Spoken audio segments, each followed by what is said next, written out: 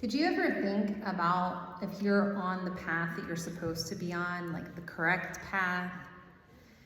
Maybe you wondered because I don't know about you, but there's not exactly a sign, a big thumbs up coming down from heaven with lights flashing saying, you're on the right path. You took the right job. You married the right person. You made all the right decisions. In fact, I think we plan, and there's that old Yiddish saying, God laughs. Sometimes I think it's we plan, and then we have all sorts of inner turmoil about whatever it is. We make all sorts of rationalizations that we are on the right path, that we made the right decision, and yet all that inner turmoil says, not so fast. Or maybe you're like other people I know, not implying it's me at all. You want to have a little control of the situation. You want to make sure that everybody's doing exactly what they're supposed to be doing because that makes you feel better. Or maybe you're the person who, when it's a holiday gathering, the aunt asks you with love in her heart, why aren't you married yet? Or why aren't you doing this yet? Or why is this happening to you? And you just kind of sit there and wonder, really? Either way, sometimes I think many of us feel that the path that we're on is winding, circuitous, and confusing, to say the least. I want to make us feel rest assured that's all normal. I'm pretty sure because the Israelites had the exact same experience. If you can kind of imagine, you were them, you witnessed the plagues, and the taskmasters who just a few months ago were throwing the whip at you suddenly are now letting you go free.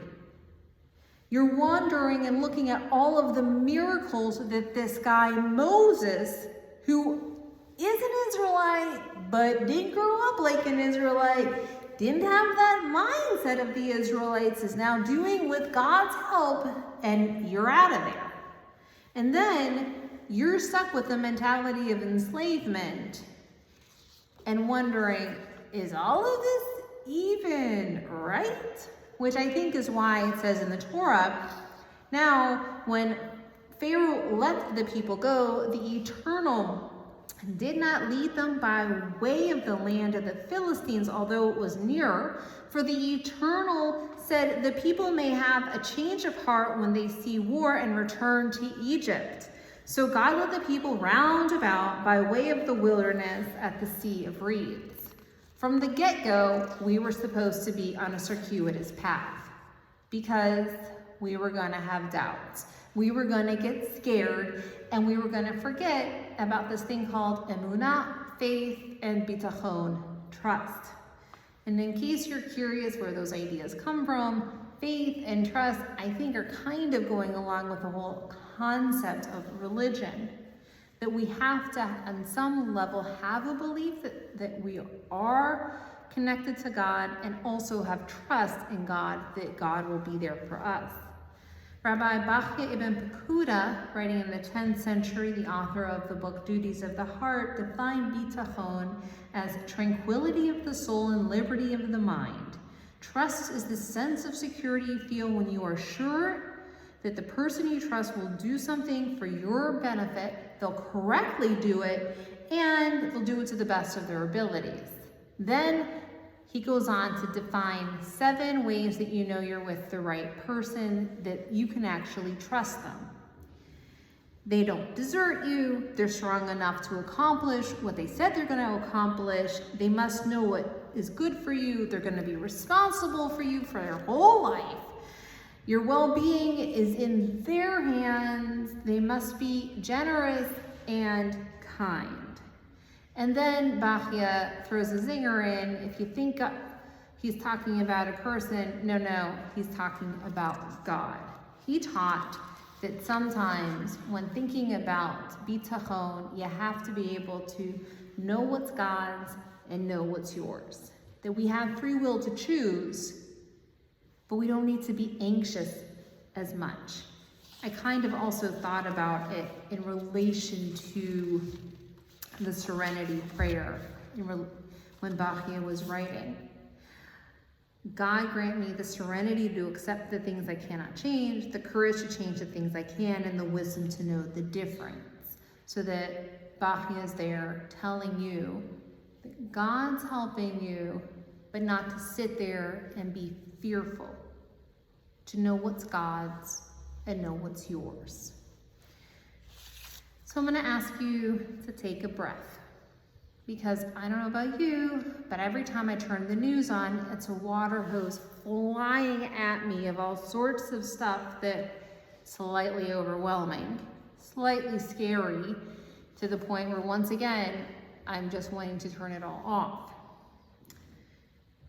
The Israelites, our brothers and sisters from way long ago, experienced miracles. They saw the plagues. They were liberated. They walked through the Sea of Reeds. I cannot imagine what it must have been like to see the fish on the walls swimming next to them along as they go. And then at the end, Moses sings a song, but of course I'm a woman. I'm going to focus on Miriam and the timbrel and all the dancing. And yet, right after that, just a few verses later, the Israelites are already complaining. They want to go back to the security of Egypt, back to where they were being mistreated, back to a place of being enslaved, because they knew what was going to be happening there. There was a sense of security there. And we ourselves see miracles, we ourselves see good things, we ourselves have had amazing things happen to us in our lives. Tell me about it at the Oneg, I'm all ears. But we fall back into our habit of seeing the glass as half empty and complaining. After all, for us Jews, complaining, fetching is a sport we take a part in, oh so well. Again, maybe this is why God led us on that circuitous path, because on some level God knew that we had to go that route. We had to have those turns back and forth, because if we didn't, we might have ended up walking through the shorter path to the land of the Philistines, having a little war happen, and running right back. We needed to have some ups and downs, some moments of doubt, some highs and lows, recognizing that maybe we're in control of certain things, maybe we're not, but learning along the way to have bitachon, trust, faith, emunah with God. Shabbat shalom.